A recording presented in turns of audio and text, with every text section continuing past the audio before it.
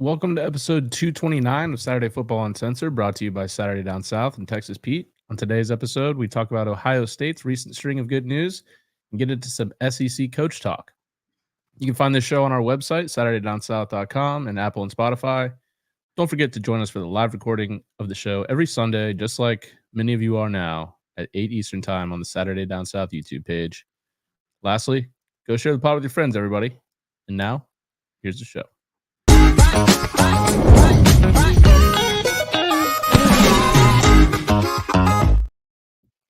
Hey everybody, welcome back to another episode of Saturday Football Uncensored, brought to you by Saturday Down South and Texas Pete. I'm your host, Tyler Huck, and with me as always, my co-host, Chris. Chris, how we doing, buddy? Good. We're back a little bit. We got a couple. Feeling better? Yeah, I feel a lot better. We got a couple of commits this weekend. Washington transfers? Yeah, but they're still commits. Yeah. No, I'm just clarifying. Yeah, Bama got a center. From what I can tell, he can snap the ball, which is nice. That is always nice. Yeah. But I'm doing good, man. How are you? I'm good, man. Got the kids tonight, so Nice. just praying that they stay asleep currently. Okay. So far, so good. But yeah, man, enjoying the NFL playoffs here while I can.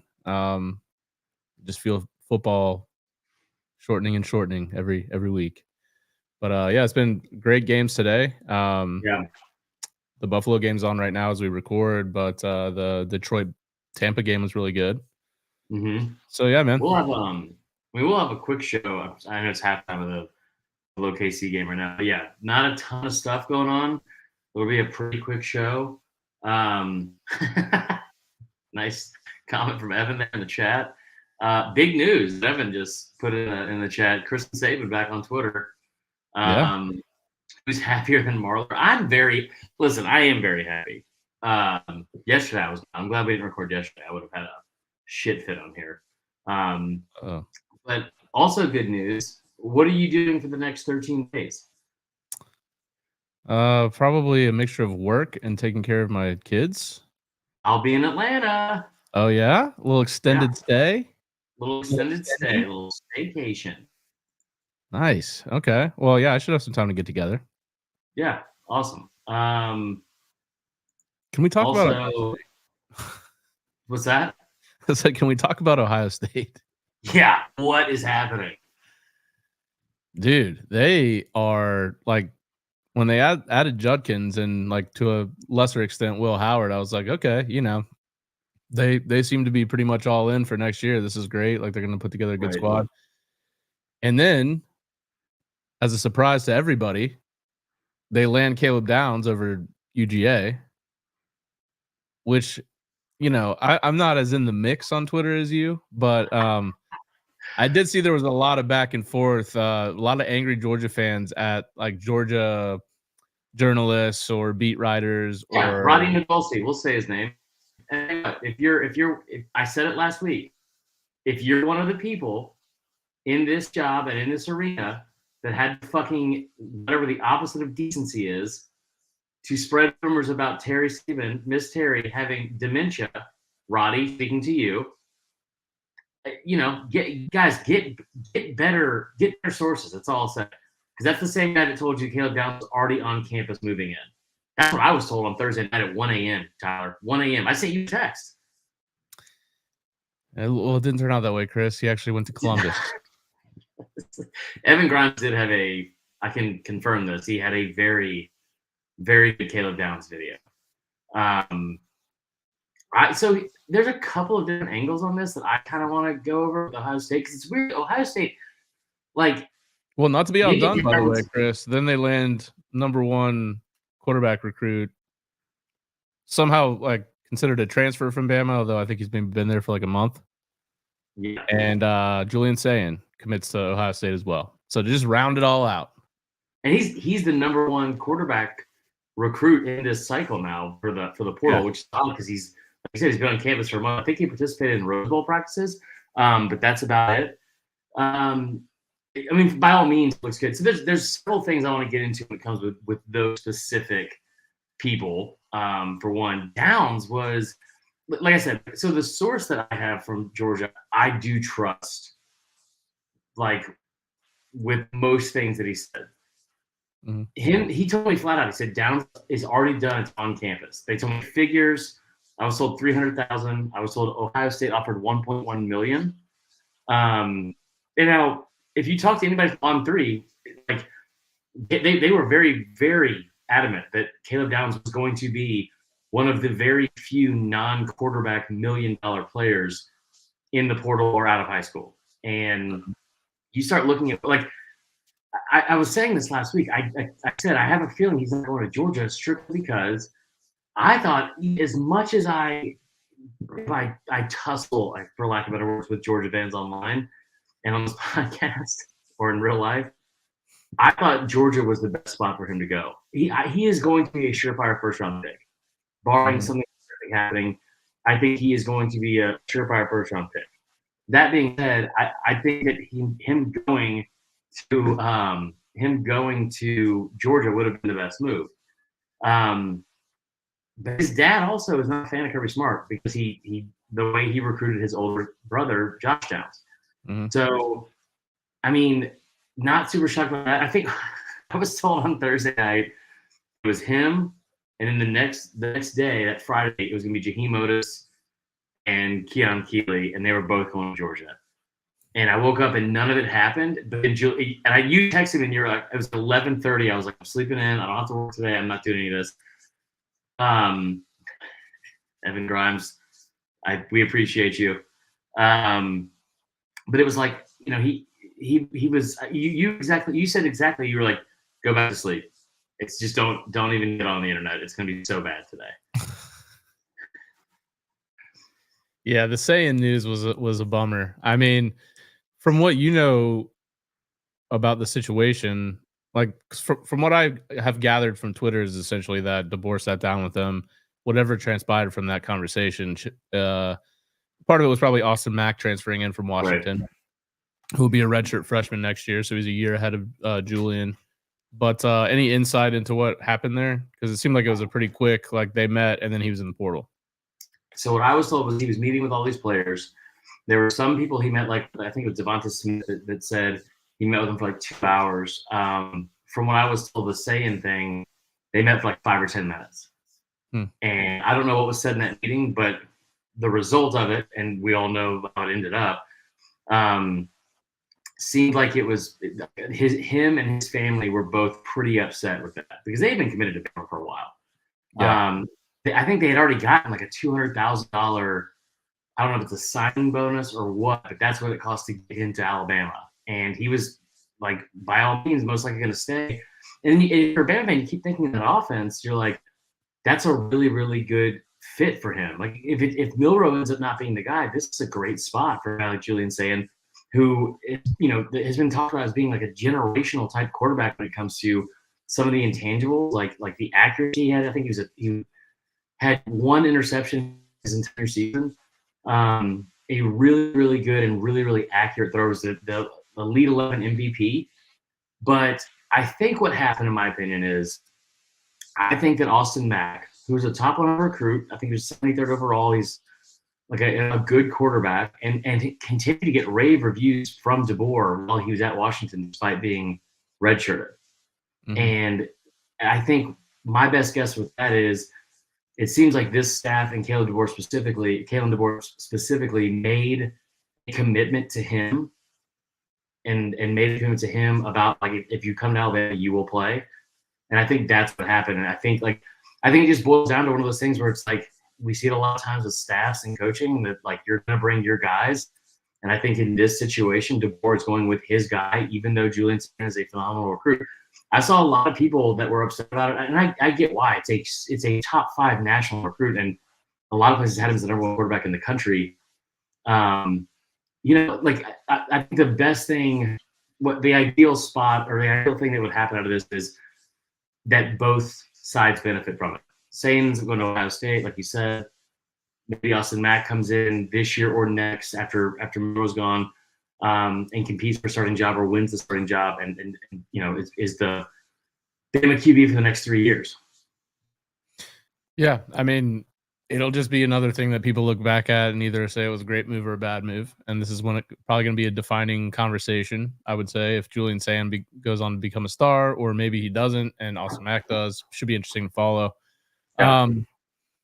You mentioned that Ohio State's NIL offer to Downs was significantly more than Georgia's. Yeah. Now there's these rumors going around that the roster for Ohio State is at like 13 million. Well, wasn't it this? Isn't this coming from when Ryan Day said that? Jason King in the chat. Isn't this coming from when Ryan Day said the cost of the roster management from year to year costs roughly 13 million? Or did they come out and directly say it's been 13 million? Neither would surprise me. I doubt that it was direct, but I did see the rumors floating around. I mean, I guess it just depends. I mean, this I think this stems from back in June of 2022, right? When Ryan Day basically told the press that 13 million was needed from NIL to maintain their roster. Do you like Ryan Day? Argue that their roster is pretty significantly upgraded from 2022.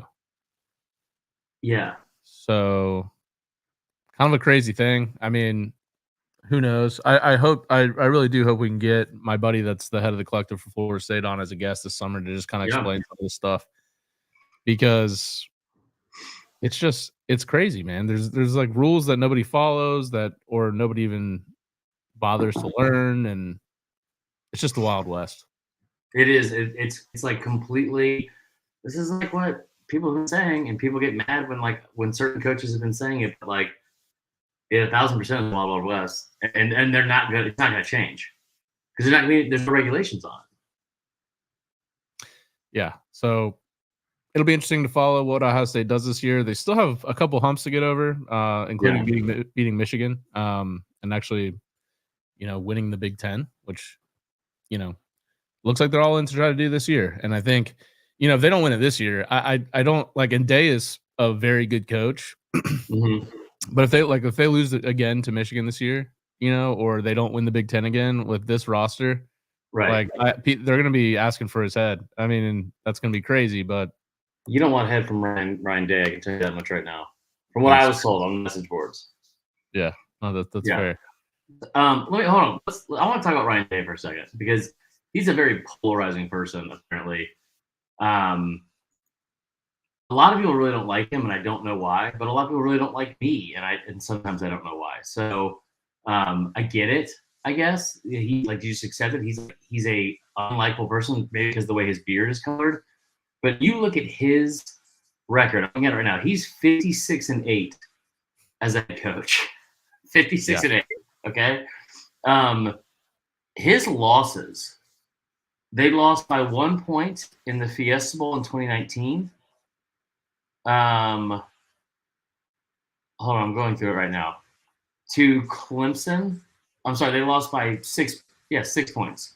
To number 3 Clemson in the college football playoff. That's his first loss as a head coach.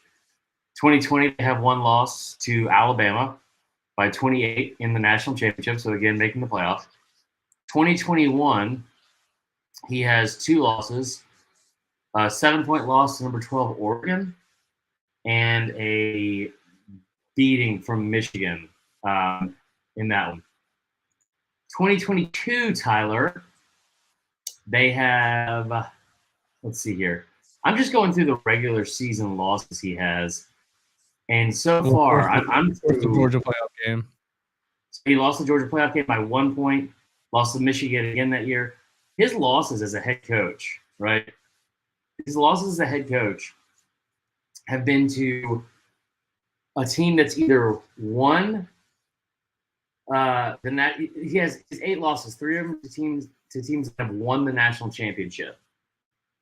I think 6 of the 8 are teams that have made the college football playoff. I think he's a really good coach. I'm very confused as to why people don't think that. Yeah, I mean, I think people are waiting for them to get over that hump. I mean, the expectations are high at a school like Ohio State. I mean, there's not many schools in the country that have more expectations year to year. Probably a Yeah. handful. Um, and yeah, I mean, I think a lot of people are saying, yeah, look, like you do have those losses, and those are good teams you lost to, but like, start winning some of those Yeah. for a change. Yeah. Uh, so I don't know. You know, it happens all the time in college football. You see good coaches let go because expectations are so high and you can't meet them.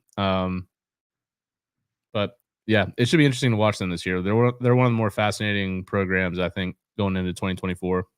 Yeah. Completely agree. Um, Auburn DC position. What the fuck is happening there? I don't know. Why don't you tell the audience? I'm so confused because apparently DJ Durkin is Yeah, rumored to be the next guy, and that's a guy that has really killed it as a defensive coordinator. So, and when I say it, I mean an actual human being because he was responsible for the death of a human being. So glad that he was not on Alabama staff. But DJ Durkin, pretty trash human being in my opinion. I mean, a kid died. I don't mean to laugh, but it's like the fact that this guy is just becoming like a Will Muschamp and just getting jobs no matter what is crazy to me. But no, so the main thing I was confused about is that it's rumored that he is going to be named the defensive coordinator at Auburn. Thanks, Kristen.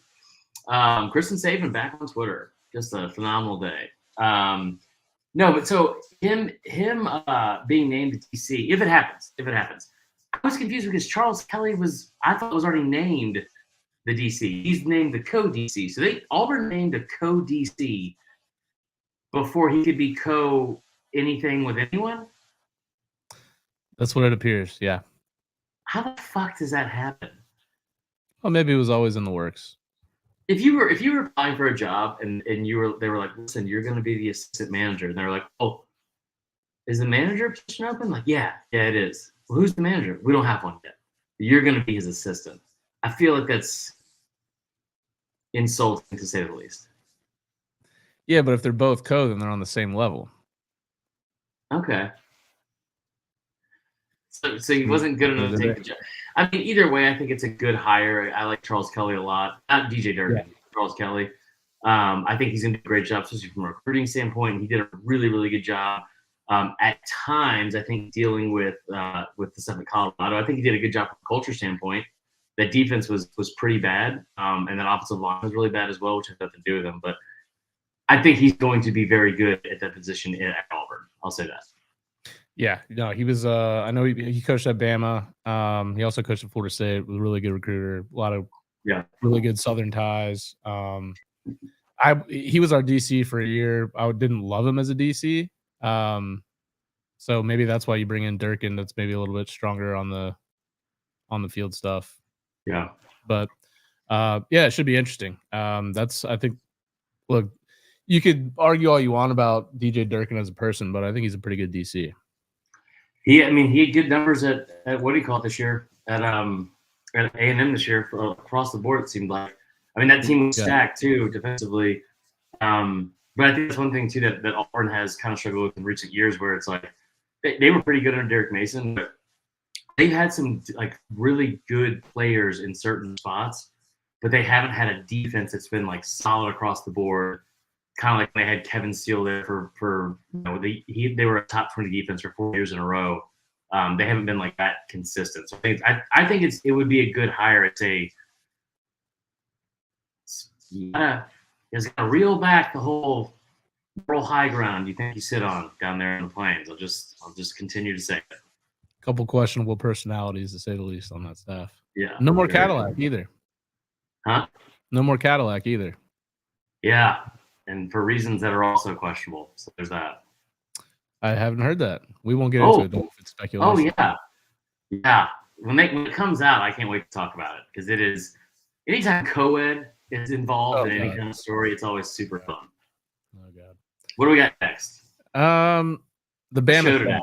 How's the Bama staff coming together? What are your thoughts on the hires? It's a staff. It's been no, I think the staff is I think the staff is coming around fine. Like, here's the bottom line. I think him bringing in everyone from the offensive side is perfect to me. Ryan Williams was on campus all weekend, which is a massive, massive thing. There were several people around the program that said he was very, very excited to be there. Also, we gotta fucking like, I don't want to be a boomer here or rain on anyone's parade or tell kids not to have fun. But Roll Tide Willie is the weirdest fucking phenomenon I've seen at Bama in quite some time. Remember back in the day, like the glory days when you had like the twins that wore the houndstooth hats and stuff? That was way better.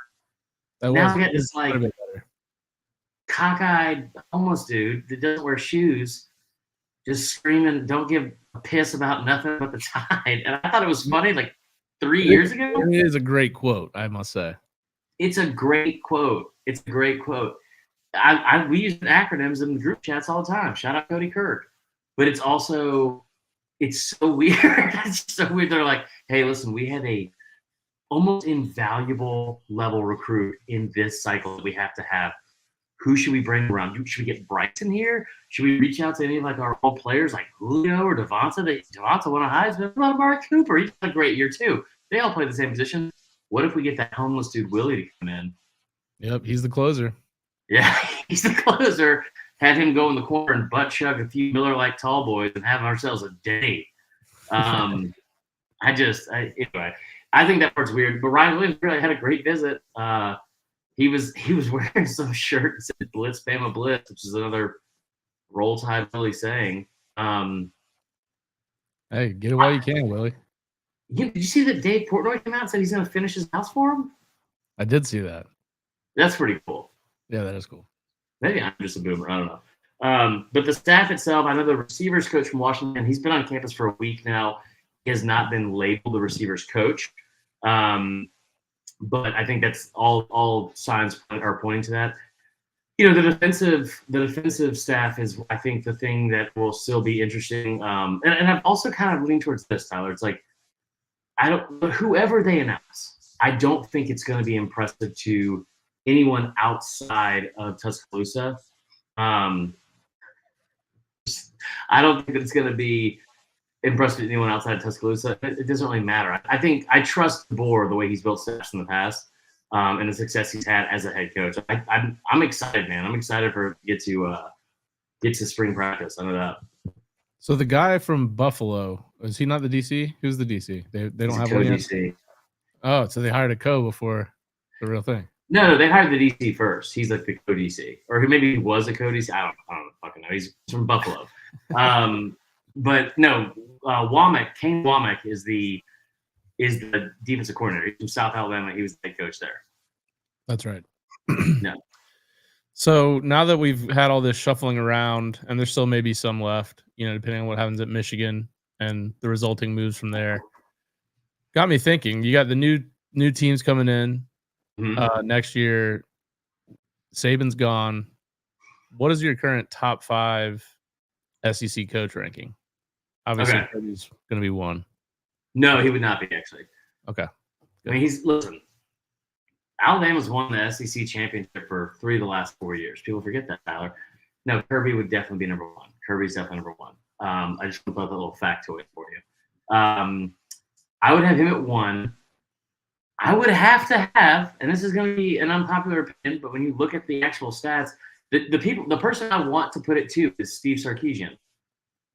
I can't do that because he's 0-2 against Kalen DeBoer in the last how many years. So at 2, I would put Kalen DeBoer. And it's strictly, we're talking about coaching on the field, right? Mm-hmm. Yeah. Well, okay, so I mean, yeah, I'm probably bringing everything together. I'm still putting him at 2, so fuck off. I'm putting Sark at 3. I would put Brian Kelly at 3, Sark at 4, just because of the consistent long-term success that Brian Kelly's had. I think those 2 programs are trending really, really upward too. And I think both of them are going to have a good chance at getting shots in on Bama this year, especially. So Kirby, DeBoer, Kelly, Sark at 5. It's tough. You got Drinkwitz. Mm-hmm. Had a great year. You have Kiffin, Hugh Freeze. I think that's probably the list. I mean, maybe Mark Stoops, but I think we've kind of discussed that he's maybe fallen a tier for us. Yeah, I Michael, would have to put at the 5 spot for me would probably be between. I mean, you could throw in Mike Elko because the early success that Duke has had when he was there, getting to 9 wins in year 1. I think they had 8 this year. true. Or, I mean, Heupel's had success where he's gone. I think for me, I would probably say I would have to go with. I guess I would go with Kiffin. I would go with Kiffin, I think, because of the fact that he's had 2 10-win seasons in the last 3 years. He got to 11 wins this year for the first time in program history. The 10-win season thing is very, very big. They've been to 2 or 6 bowls in the last 3 years. They hadn't had a 10-win season, I think, since like 2003. Before that, it was like 1963. So that's a really, really big deal. Or maybe they had one in 2016, but it had been a minute. The person I would have him up there with maybe is Hugh Freeze, but he just did not. He didn't do a great job this year, man. And I think Heupel, I would almost argue you could put Heupel above Freeze right now. Yeah, I think I'd still go Freeze because I think it's more of a projection of where I think Auburn's headed. You But think yeah, Auburn's trending in a better trajectory than Tennessee? well, Tennessee's got the quarterback right now. I mean, Right. so we think. We'll see how he does. But I do love the talent that Freeze is building, especially at the skill positions. But I don't know. Yeah, I'd probably go Heupel right now over Freeze. You know what's crazy too is the offensive firepower that Tennessee's bringing in. See Mike Matthews, he won like the Polynesian high school, whatever All-American game it was. That was weird because it was like a lot of Polynesian and Hawaiian players, and they were like Mike Matthews from Parkview High School. But yeah, man, I think it's interesting. It's just we talked about it a lot, but it is really, really deep. I mean, who would be your top 5? Yeah, I'd go Kirby 1. I kind of would look at mine a little bit different in terms of like the whole package of like bringing in players and all that. I'd probably go Sark 2 at this point. DeBoer probably 3. I may go Kiffin and Drink over Kelly right now. Really? Yeah, I think Why? that Ole Miss beat LSU straight up this year, didn't they? I mean, yeah, by 6 in like a 55-49 game. Yeah, and I think that they've done a great job of positioning themselves better for next year than LSU has. Really? Yeah, Ole Miss. Okay. Yeah, and I just think Drink, like, he kind of took Missouri from no one really expected much from them to beating Ohio State in a New Year's Six bowl. Granted, I wasn't the whole Ohio State team, but still. And they've done a surprisingly good job with like NIL and bringing in high level recruits.